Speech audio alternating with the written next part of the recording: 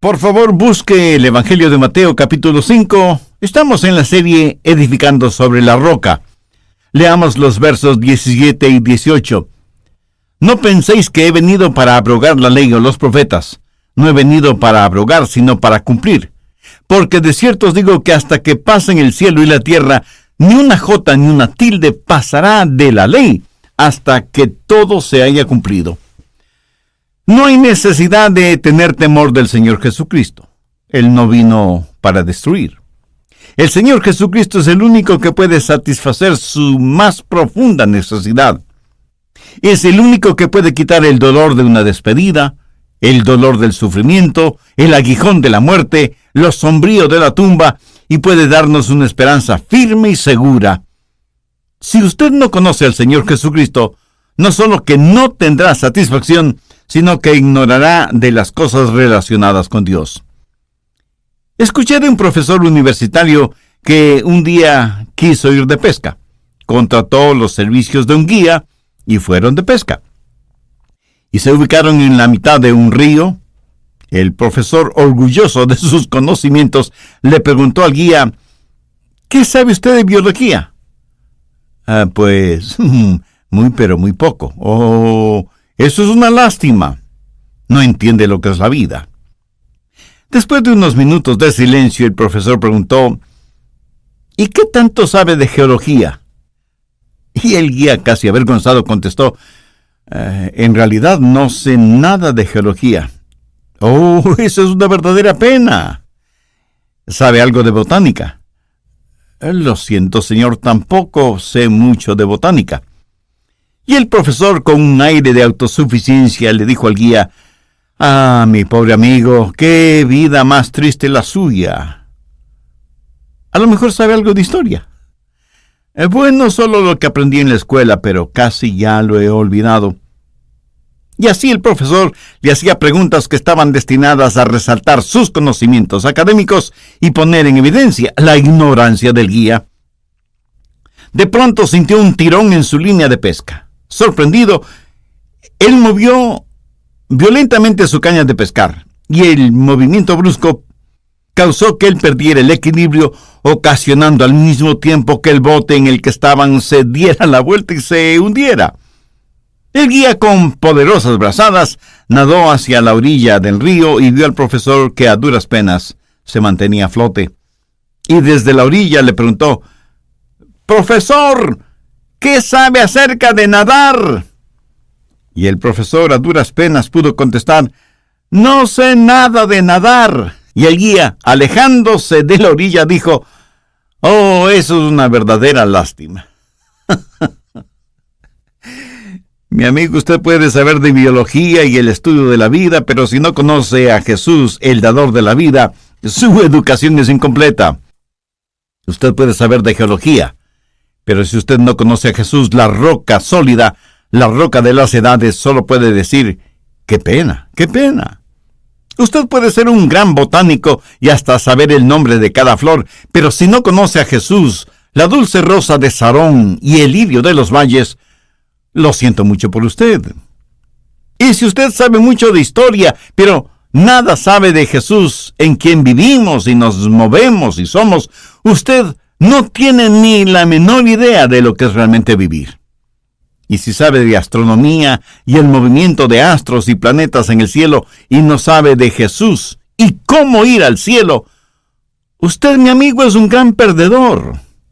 En la economía de Dios, el hombre más sabio es ignorante, el hombre más fuerte es débil, y el hombre más rico es pobre, si es que no conoce a Jesucristo, porque Cristo es el centro de la circunferencia, y Él es todo lo que usted necesita y lo que busca, aunque usted no lo admita.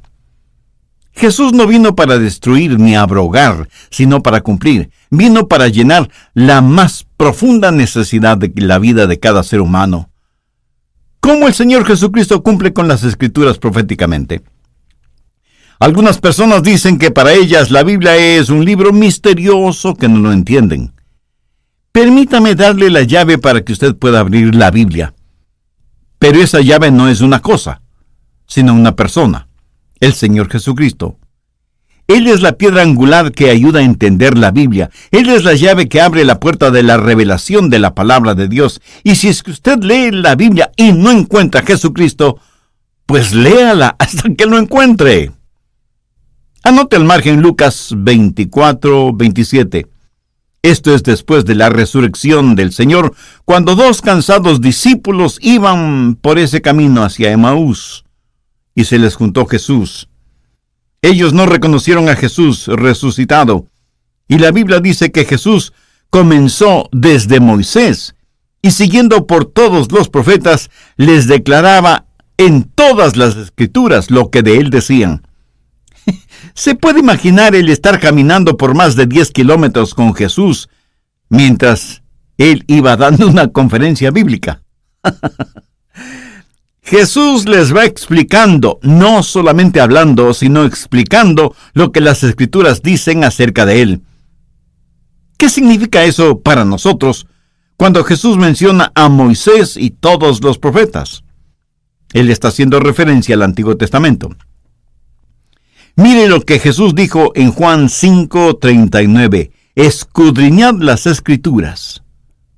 Mi amigo, esa es una orden del Señor Jesús. ¿Estudió usted la Biblia? ¿O estudia la Biblia? Y si me pregunta por qué debemos hacerlo, Jesús tiene la respuesta en el mismo versículo. Escudriñad las Escrituras, porque a vosotros os parece que en ellas tenéis la vida eterna, y ellas son las que dan testimonio de mí. Ahora, recuerden lo siguiente. Cuando Jesús dijo esto, el Nuevo Testamento no existía, sino solo en la mente y el corazón de Dios. Pero Jesús dijo, el Antiguo Testamento da testimonio de mí. Veamos Hechos 10:43. De este, o sea, de Jesús, dan testimonio todos los profetas. Cuando usted estudia profecía, descubrirá que no es acerca de ciertas cosas, sino acerca de una persona, el Señor Jesucristo. Por eso, cuando usted abre su Biblia, se encuentra con Jesús. En Génesis, Jesús es de la simiente de la mujer. Es la primera profecía en Génesis 3:15. Y pondré enemistad entre ti y la mujer, y entre tu simiente y la simiente suya. Esta te herirá en la cabeza, y tú le herirás en el calcañar. ¿Quién es la simiente de la mujer? El Hijo de Dios nacido de una virgen. En Éxodo se relata la historia del Cordero Pascual. Y en el Nuevo Testamento Cristo es nuestra Pascua, pues fue Cordero que se sacrificó por nosotros. En Levítico se lee de sacrificios y más sacrificios en los altares judíos, y en Levíticos Jesús es nuestro sumo sacerdote y nuestro sacrificio expiatorio. En el libro de Números se relata que Moisés tomó una vara y golpeó una roca, y agua brotó de esa roca. La Biblia dice que Cristo es la roca y que de su costado herido fluye el agua de la vida. En Deuteronomio, Moisés profetiza que un profeta vendrá. Y por supuesto, ese profeta es el Señor Jesucristo.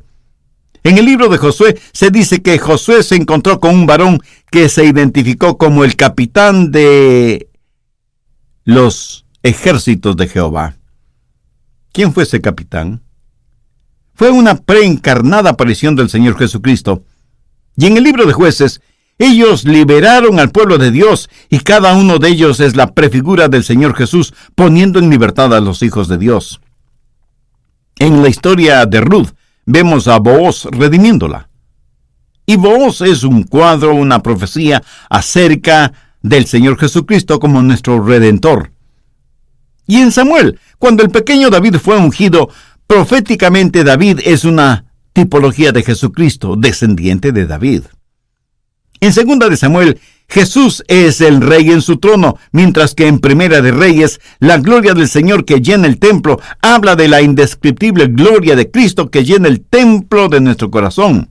Y en Segunda de Reyes vemos la simiente real, que es un retrato de Jesucristo, descendiente de la simiente real.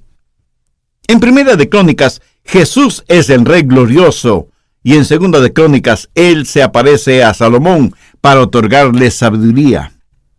En Esdras, Jesús es presentado como el Dios de nuestros padres, mientras que en Nehemías lo vemos como el restaurador de Israel. En el libro de Esther, cuando la reina Esther se presenta frente a su esposo, el rey Asuero, para interceder por su pueblo, es un cuadro profético del Señor Jesucristo, quien intercede por su pueblo y es su abogado. Y de ese venerable patriarca Job, aprendemos lo siguiente: yo sé que mi Redentor vive y que al fin se levantará sobre el polvo. Con los ojos de la fe, profetizó la realidad del oficio redentor de Jesús. En el libro de los Salmos vemos a Jesús una y otra vez como el Hijo de Dios, como el Rey, como el Pastor, como refugio, como torre fuerte, como consolador, como Jehová de los ejércitos, como agua vivificante, como rosa de Sarón y lirio de los valles. Y en Proverbios tenemos literatura sobre la sabiduría, resaltando que Jesús es la sabiduría de Dios. Siglos más tarde, Pablo diría que Jesús en nosotros es sabiduría. El escritor de Eclesiastés medita acerca de los enigmas de la vida y encuentra que como única respuesta para esos enigmas es Jesús. Él es el único que puede dar significado a nuestra vida. ¿De qué trata el Cantar de los Cantares? De un novio celestial, el Señor Jesucristo, quien ama mucho a su novia, la iglesia. Y en Isaías, Jesús es Emmanuel, Dios con nosotros. Isaías profetizó del nacimiento virginal de Jesús y lo identifica como admirable, consejero, Dios fuerte, Padre eterno, príncipe de paz. Pero también dice: despreciado y desechado entre los hombres, varón de dolores, experimentado en quebranto, y como que escondimos de él el rostro, fue menospreciado y no lo estimamos. Jeremías nos presenta a Jesús como alfarero divino que está modelando, dando forma a nuestras vidas. Y en Lamentaciones vemos a Cristo como el misericordioso, pero también como el juez que ejecuta su justicia. En Ezequiel vemos a Jesús como la gloria de Dios, mientras que en Daniel lo vemos como la roca cortada de la montaña sin el uso de manos humanas y que habla de la súbita segunda venida del Señor. Oseas profetiza sobre el niño que regresa de Egipto y Joel presenta el retrato de Jesús como la esperanza de su pueblo. En Amós vemos a Jesús como el juez de las naciones y en Abdías, Jesús es el rey del venidero reino. El viaje de Jonás hacia Nínive representa a Cristo yendo hacia los gentiles y profetiza que así como Jonás estuvo 3 días en el vientre de un gran pez, Jesús estaría en la tumba por 3 días. En Miqueas vemos al bebecito de Belén, y el profeta nos dice que ese bebecito será el que gobierna en Israel. Nahum presenta a Jesús como la fortaleza en el día de aflicción. En Habacuc, Jesús es el Señor en su santo templo. En Sofonías, Él es el Rey de Israel, y en Ageo es Jehová de los ejércitos, mientras que en Zacarías se profetiza que Jesús entraría a Jerusalén montado sobre un asno. Y en el último libro del Antiguo Testamento, Malaquías, tenemos la siguiente promesa: mas a vosotros, los que teméis mi nombre, nacerá el sol de justicia, y en sus alas traerá salvación. ¿Lo ve? Todo el Antiguo Testamento es acerca de Jesús. Lea su Biblia y encontrará a Jesús. Y si no lo encuentra, vuelva a leerla. En Génesis 3:15 se dice que el Mesías procederá de la semilla de la mujer, o sea, será un hombre. Pero no solo eso, se nos dice también que será de cierta sección, de cierta raza, y esto elimina automáticamente a mucha gente. Génesis 9:26 dice que el Mesías será descendiente de Sem, así que no solo será un descendiente semita, sino también descendiente de Abraham, de la semilla de Isaac. Entonces tenemos una raza, una sección de esa raza, una nación de esa raza. Pero eso no es todo. Dios dice que el Hijo del Hombre saldrá de una tribu de esa nación, y por Génesis 49 sabemos que esa tribu es la tribu de Judá, y que sería hijo de Isaí. Pero no solo eso, sino que nacería dentro de cierta familia y de cierta mujer dentro de esa familia, y que esa mujer sería una virgen. Busque Isaías 7:14. He aquí que la Virgen concebirá y dará a luz un hijo, y llamará su nombre Manuel. Y hasta se profetiza el lugar donde nacería. Veamos Miqueas 5:2. Pero tú, Belén Efrata, pequeña para estar entre las familias de Judá, de ti me saldrá el que será Señor en Israel. Nacido de cierta raza, de cierta nación, de cierta familia, de cierta mujer, en cierta ciudad, en cierto tiempo, hasta que Jesús aparece cumpliendo así las profecías. ¿Cómo nadie puede negar que la Biblia es la inspirada palabra de Dios? O que Jesús no sea el Mesías. Hay más de 333 preciosos detalles proféticos que hablan de la venida del Señor Jesucristo. Un notable matemático y científico escribió un libro titulado La ciencia habla de probabilidades. Y él toma la probabilidad de que Jesús pudiera haber cumplido esas profecías por mera casualidad o fortuitamente.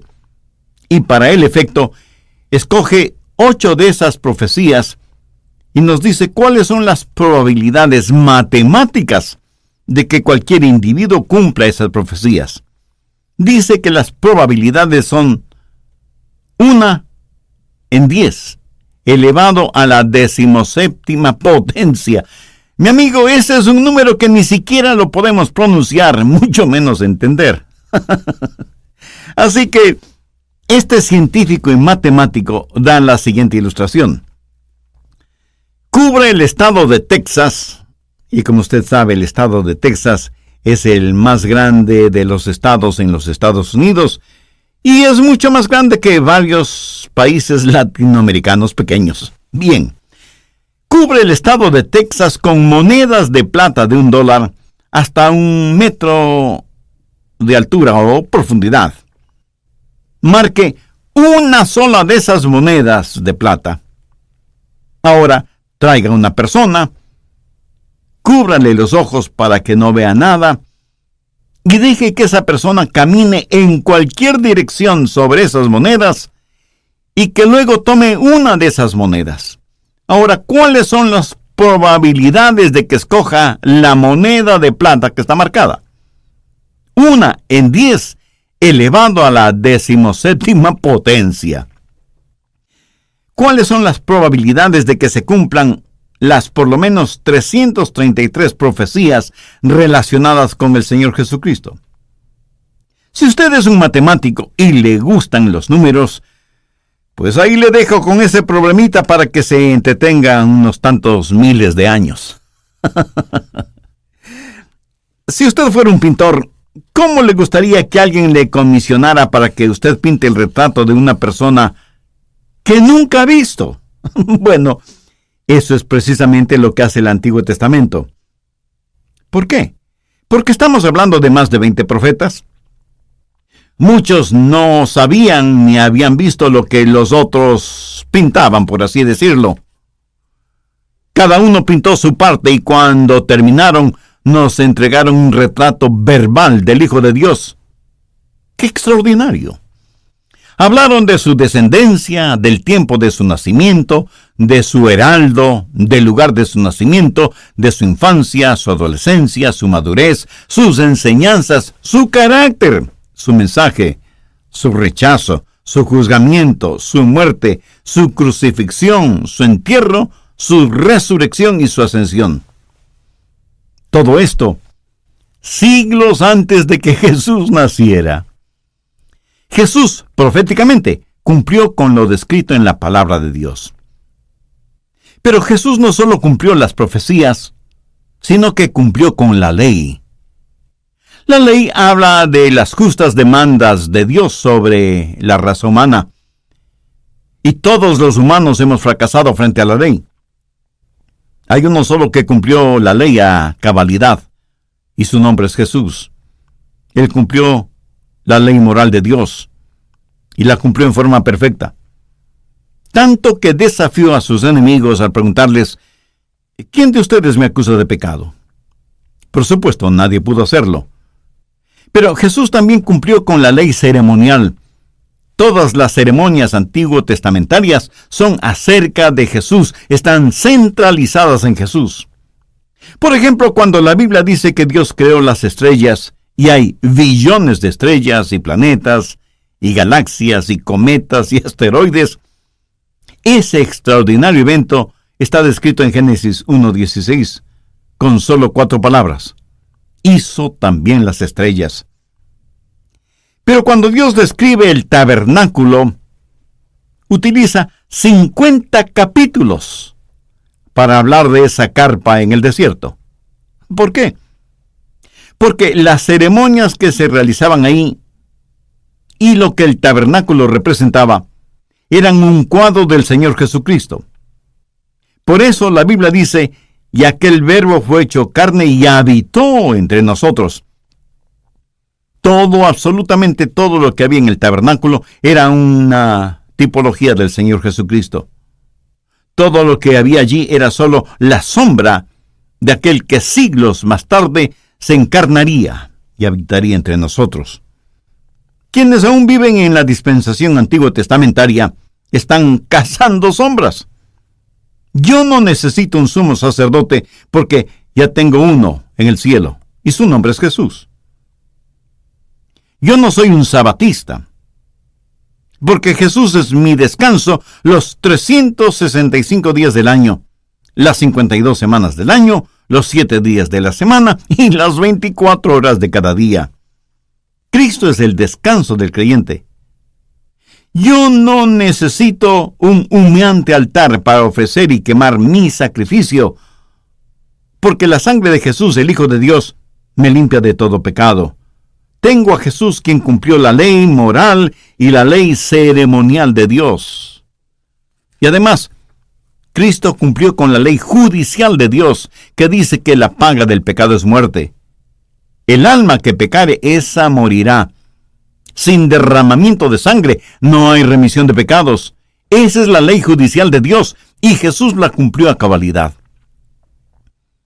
¿Alguna vez se ha preguntado el porqué de todos esos sacrificios en el Antiguo Testamento? ¿Servían para salvación? Por supuesto que no. Miren lo que dice Hebreos 10:4. Porque la sangre de los toros y de los machos cabríos no pueden quitar los pecados. Todo lo que hacían esos sacrificios era el preparar a la gente para el supremo sacrificio que habría de venir, el perfecto Cordero de Dios, sin mancha ni contaminación, el consagrado y único y ungido Cordero de la Pascua. Hubo un sociólogo ruso llamado Pavlov. Seguramente algo estudió sobre él cuando estuvo usted en el colegio o la universidad. Pavlov desarrolló lo que se conoce como respuesta condicionada. El experimento de Pavlov consistía en poner a algunos perros en una jaula. Antes de alimentarles, él hacía sonar una campanita y luego alimentaba a los perros. Esto lo hizo por varios días. Después de algún tiempo, los perros tan pronto oían la campanita, comenzaban a babear. ¿Por qué? Porque para ellos el sonido de la campanita significaba alimento. Ahora, salvando las distancias, bien se podría decir que los sacrificios del Antiguo Testamento eran la respuesta condicionada que Dios estaba utilizando. Y el sonido de esa campana significaba que el pecado traía la muerte. Recuerde, la paga del pecado es muerte. Dios estaba enseñando una respuesta condicionada a su gente para que estuvieran listos para la venida de su Hijo. Por eso, cuando Juan el Bautista vio a Jesús, dijo: «He aquí el Cordero de Dios que quita el pecado del mundo». Cristo es quien cumplió la ley legal, la ley moral y la ley judicial de Dios. Por eso el apóstol Pablo, escribiendo a los hermanos de la iglesia en Galacia, les dijo: «Cristo nos redimió de la maldición de la ley, hecho por nosotros maldición». ¿Y qué quiere decir eso? Permítame personalizarlo. Significa que Él tomó mi pecado y pagó mi deuda. Mi pecado ha sido pagado por el Señor Jesucristo, quien cumplió con todas las demandas de la ley. Por lo tanto, solo Jesús está calificado para ser el Salvador del mundo. Y gracias a Dios por eso. Por favor, busque Romanos 10:4. porque el fin de la ley es Cristo. ¿Para qué? Para justicia a todo aquel que cree. Jesús cumplió las demandas de la ley de Dios por nosotros y ahora vive en nosotros por medio del Santo Espíritu de Dios.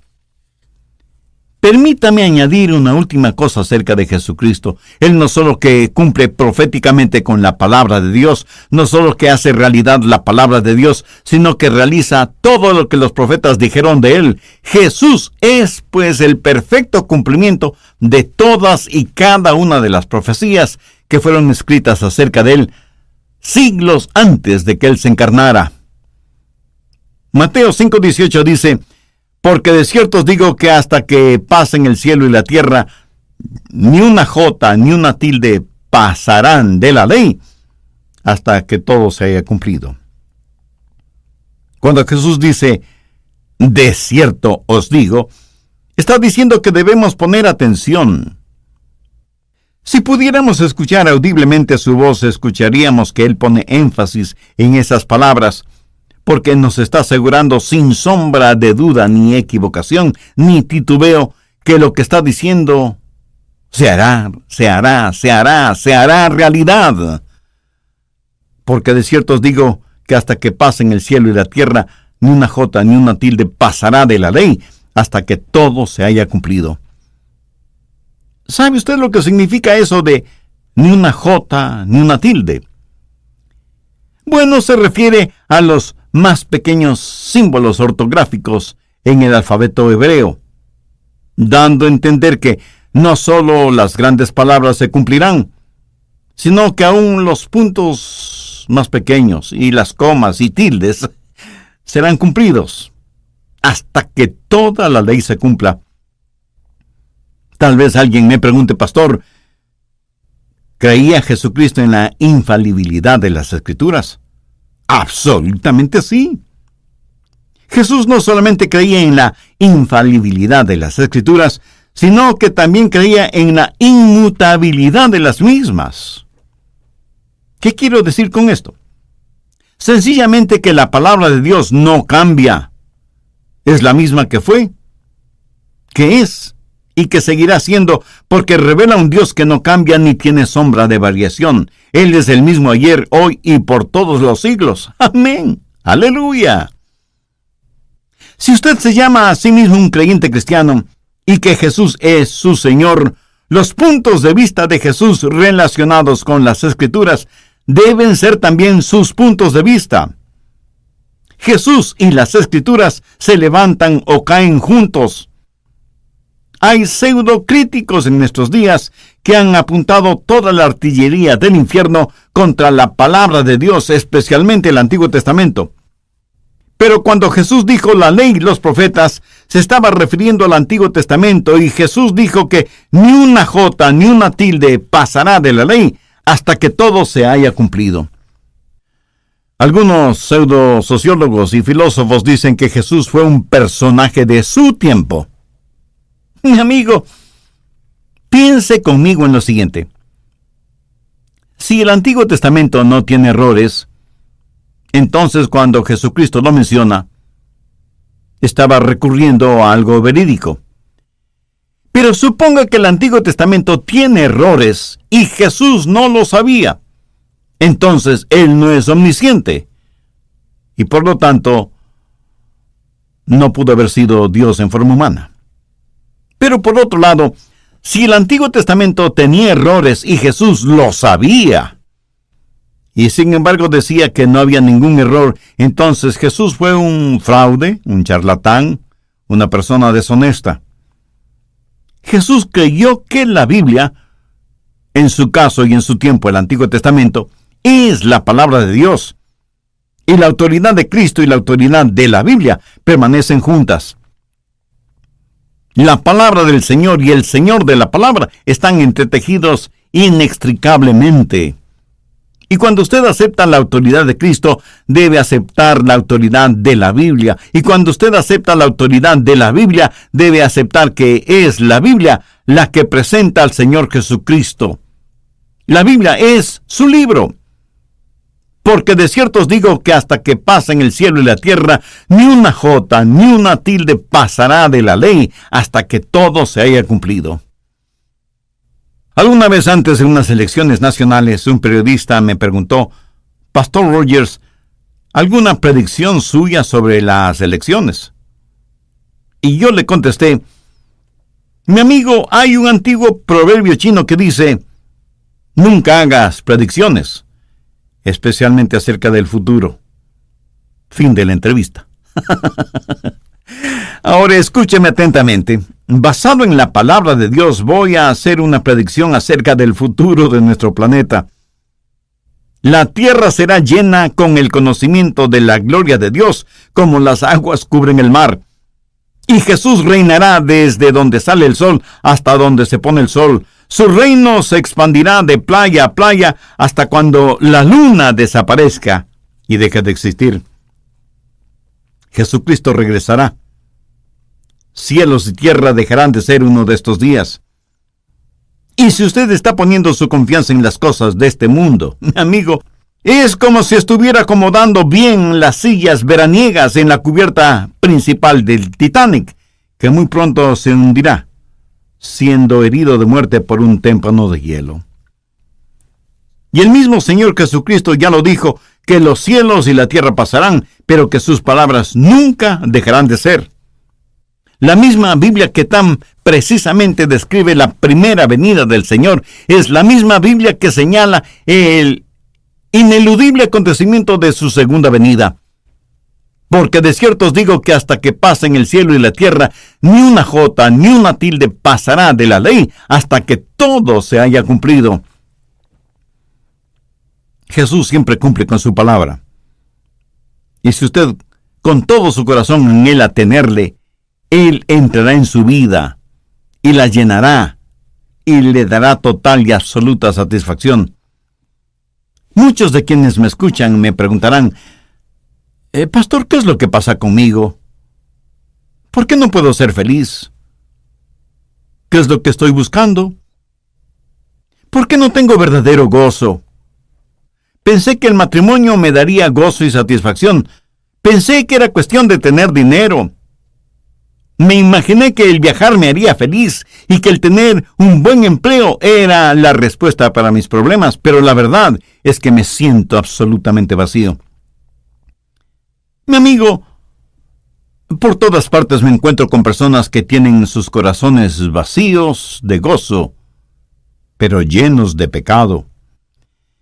Permítame compartir con usted un secreto. Sé dónde usted puede encontrar el genuino y verdadero gozo. En Jesucristo. Jesús es todo lo que usted y el mundo necesitan. El problema es que ciegamente estamos buscando la luz donde solo hay tinieblas. Y aunque lo sabemos, no queremos romper la cortina del pecado para que la luz de Jesús nos ilumine. Jesús es la respuesta para nuestra profunda necesidad de gozo y satisfacción. Él no vino para destruir, sino para salvar. Si usted no conoce a Jesucristo en forma personal, aunque sea sabio, es ignorante. Aunque sea fuerte, es débil. Y aunque sea millonario, es completamente pobre. Para terminar, permítame decirle que oro para que usted, amigo o amiga oyente, quien quiera que sea y donde quiera que esté, busque la salvación que solo se encuentra en el Señor Jesucristo. Abra su corazón y confíe en Él. Si desea hacer esa decisión ahora mismo, le invito a que ore conmigo de la siguiente manera. Eterno Dios, sé que me amas y quieres salvarme, y yo quiero ser cubierto por tu amor, tu gracia y tu misericordia. Señor Jesús, tú pagaste la deuda de mis pecados cuando entregaste tu vida en la cruz. Gracias por amarme de esa manera. Este momento te recibo en mi corazón como mi Salvador y Señor, y pido tu ayuda para que pueda ser un instrumento útil y de bendición en tus manos. Lo pido en tu santo nombre. Amén. Si usted hizo esa decisión espiritual, le invito para que nos escriba y nos cuente al respecto.